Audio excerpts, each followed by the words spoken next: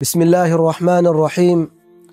الحمد لله والصلاة والسلام على رسول الله Muhammad. Ndugu Islam, tupo katika mwendelezo wetu wa vipindi ambavyo tunavyoelezea kuhusu khushu'i. Tumeangalia katika kipindi kilichopita nini khushu'i. Tukasema katika jambo kubwa katika khushu'i ni mtu moyo wa mwenye kusali uwe na unyenyekevu, uwe umetulia, uwe unakwenda sambamba na ulimi katika kutamka yale maneno. Ulimi unatamka lakini moyo unatafsiri na kufahamu yale ambayo unayotamka ulimi.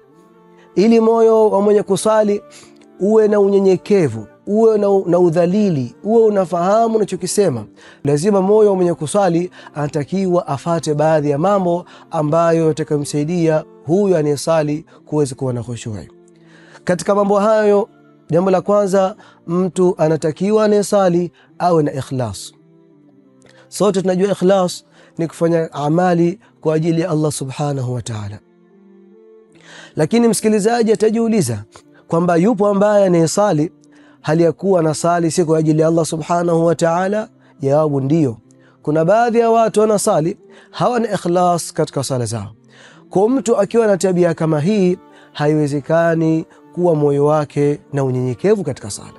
Kwa mtu anasali kwa ajili ya pesa, labda tajiri fulani atafuta mwenye kazi, lakini katika sharti zake apate kijana ambaye ana amana, awe na amana katika kazi yake, awe na ikhlas katika kazi yake, lakini awe na sali huyu kijana katika sharti zake. Kwa kijana, na mimi kama sijasali hii kazi nitaikosa. Kwa ili kazi niipate, na mimi niwemo msikitini, niwe na wenye kusali na pamoja. Kwa lengo la kusali huyu ni kupata kazi. Kwa maana huyu mtu kama huyu, ikiwa lengo kubwa ni kupata kazi, si kwa ajili ya Allah subhanahu wa ta'ala, anahesabika hana ikhlas. Au vile vile mtu anasali kwa ajili ya kuposa, anajua mimi hapa mwakani nataka nipose, lakini ikiwa sionekani msikitini au sisali, posa yangu hii itakataliwa. Kwa ili posa yangu kubaliwe, lazima na mimi niwe msikitini. Kwa maana lengo lake ni kuposa. Au mambo mengine ambayo kidunia mtu anataka, akaona kwamba kusali ni katika njia fupi ambayo itakayomfikisha katika lengo lake. Kwa mtu kama huyu ambaye ni sali kwa ajili ya mambo mengine, si kwa ajili ya Allah subhanahu wa ta'ala, ili mambo ya kidunia yake sawa kupitia sala, basi sala yake hii atakuwa ndani yake inakosa unyenyekevu ambaye ni khushu'i. Jambo la pili, ta'dhimul Maula subhanahu wa ta'ala. Mtu kumtukuza Allah subhanahu wa ta'ala kwa kupitia kuangalia, kufikiria viumbe vya Allah subhanahu wa ta'ala, na kuzingatia Qur'ani, na kumwangalia na kumfuata Mtume sallallahu alaihi wasallam kupitia kwa mashekhe, na kuangalia kile kitu ambacho kitakachomfanya kumwogopa na kumtukuza Allah subhanahu wa ta'ala. Tuchukue mfano wa kidunia kwamba mtu kaajiriwa kazi fulani, na akaja bosi wake, lakini yule bosi hamjui kama huyu bosi wangu katika kazi. Bosi yule akamamrisha kazi afanye kazi ambayo huenda ikamwadhirisha mbele za watu.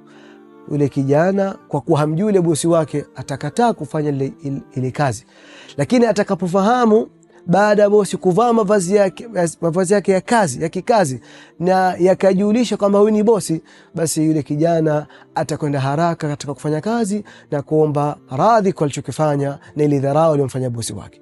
Kwa hii, kwa mtu ambaye hamtukuzi Allah subhanahu wa ta'ala, au hamuogopi Allah subhanahu wa ta'ala, au hamjui Allah subhanahu wa ta'ala, basi atakuwa ndani ya sala hawezi kuwa na unyenyekevu.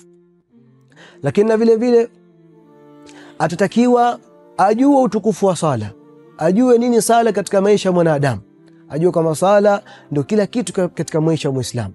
Kwa bila sala, kwa maana ibada zake zote Allah subhanahu wa ta'ala hazikubali.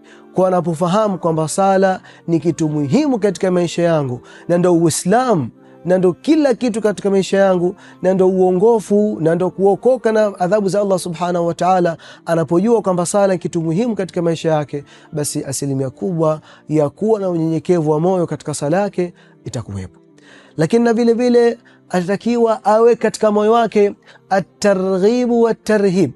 Maana yake nini? Kwamba ajue kwamba mimi ninaposali ninapoweza kuwa na unyenyekevu katika ibada yangu na nikaifanya vizuri ibada yangu, kwa maana mimi nina malipo kwa Allah subhanahu wa ta'ala mazuri, sababu Allah kawaandalia waja wema ambao wanafanya na kusali mafanikio, kama tulivyosema katika klipu ya kwanza, qad aflaha almu'minun. Na hii ni maana Allah subhanahu wa ta'ala kwamba waumini wamefanikiwa. Ili nifanikiwe katika maisha yangu hapa duniani na kesho akhira, lazima sala yangu iwe vizuri. Kwa huyu mtu anajipa matumaini, anajipa kwamba mimi ninaposali vizuri nitakuwa na maisha mazuri duniani na kesho akhira. Jambo la pili vile vile mukabili hili jambo, kwamba mimi ninaposali vibaya, ninapokuwa sina unyenyekevu katika ibada yangu, kwa ibada yangu itakuwa ina kasoro, sala zangu itakuwa sizo. Allah subhanahu wa ta'ala, nikisali ninavyotaka mwenyewe, sala zangu hatozikubali, kwa itakuwa na adhabu kubwa kwa Allah subhanahu wa ta'ala. Kwa mambo yote haya mawili yatakuwa na msukuma katika kuweza kuwa na unyenyekevu katika ibada yake. Lakini vile vile katika jambo la mwisho, anatakiwa an yastahdira ma yaqulu fi salatihi, awe anayajua anayosema katika sala yake. Kwa ulimi na moyo unakuwa marafiki katika sala. Anaposema subhanaka allahumma bihamdika, anajua nini maana anayosema ndani ya sala. Anaposema Allahu akbar, anajua nini ninasema. Anaposema samia Allahu liman hamida, kwa moyo unakuwa sambamba na ulimi katika sala. Kwa yote haya akiwa anaweza kuyafanya, basi kutakuwa na asilimia kubwa ya moyo wake kuwa na unyenyekevu katika ibada yake. Wa hadha, assalamu alaikum wa rahmatullahi wa barakatuh.